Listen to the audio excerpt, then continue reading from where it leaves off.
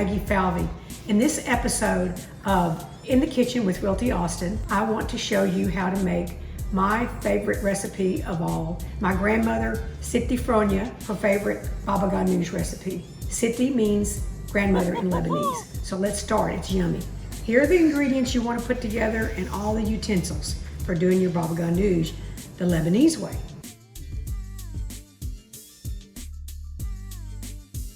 We're going to start with 3 large eggplants. And what we're going to want to do with these, this is really important because you don't want these exploding on your grill or on you. You want to stab them with a fork. You can also, if you don't want to do them on the grill, if it's a rainy day or something like that, you can do them in the oven on a cookie sheet at 450 for 20 minutes. I'm going to have my husband Tommy take them out to the grill and we're going to grill them up. Okay, so first we're gonna have a lot of, I'd probably use 3 to 4 large buttons of garlic. You just stick it in there like that, and you just squeeze it, and there's your garlic. We continue like that until we get all the garlic pressed, and then press it. You have to be really strong sometimes to do that, and you get garlic everywhere, but that keeps all the vampires away. I think garlic, they don't like it. But anyway, then what we want to do is we want to use about 3/4 cups of tahini.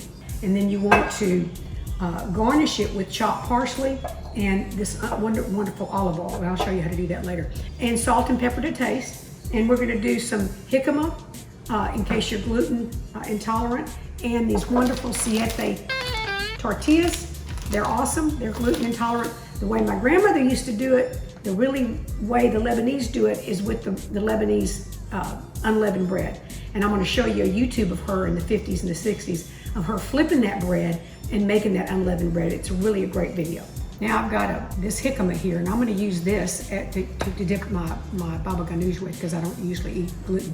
But anyway, the way to do that is you want to peel your jicama. After a long jicama peel, we get ready to cut it now. So we want to cut the little tops off. That's pretty easy to do.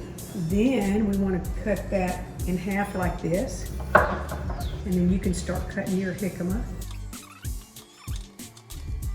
If you want to make them a little bit smaller for dips, you can cut them that way so you can have these little triangles for scooping. And that's your jicama. And now we've got our parsley in our jars. It's a great way to do it, guys, to be able to salvage your parsley. And you want to just pull off some leaves of parsley. You know, everything is in presentation, as my Aunt Margie used to say. And shove them together like this, and we just start chopping it up.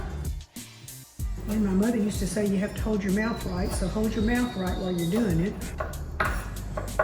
Now we're going to chop it really fine, so just put it in a little mound and just rotate your knife. You got your parsley all diced up fine. Okay guys, now we're going to do the siete tortillas. Now I use either the almond flour, you can use either one, but I use a cast iron, one of my favorite cast iron pans to cook them in. And we'll put one on there and let it, once it bubbles a little bit, then we'll flip it. But they'll get crispy and you can break them into triangles and it's just as good as pita bread. I think it's better really. So you just want to go ahead and flip them.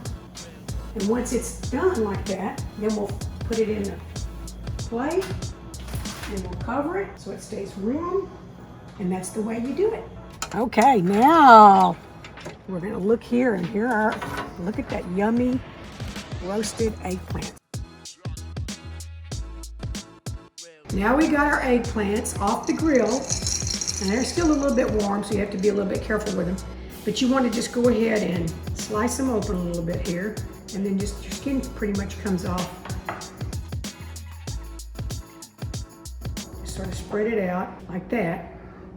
And sometimes you're going to have little pieces of the charred eggplant in their skin, but you can pick them out. And then if they're real small, leave them in there because it gives them a really nice smoky flavor. What I like to do is just go ahead and scoop it like this.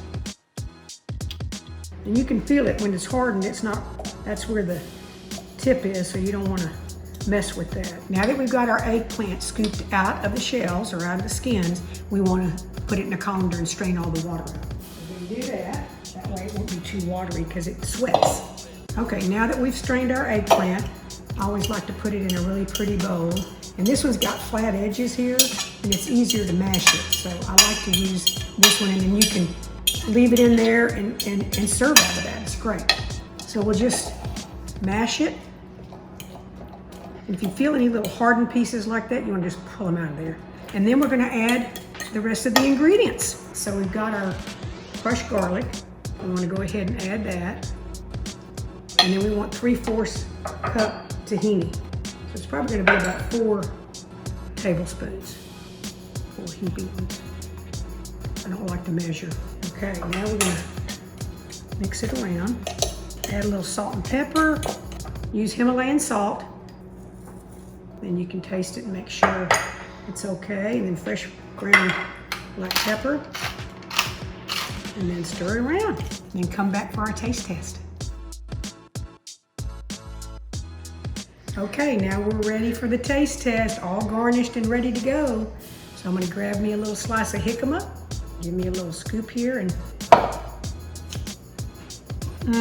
Tommy, come over here, baby, and try it. All right.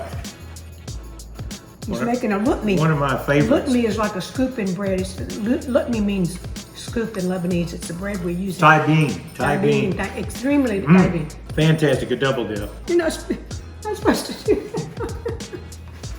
Thanks for joining us in our Lebanese kitchen. Love you guys.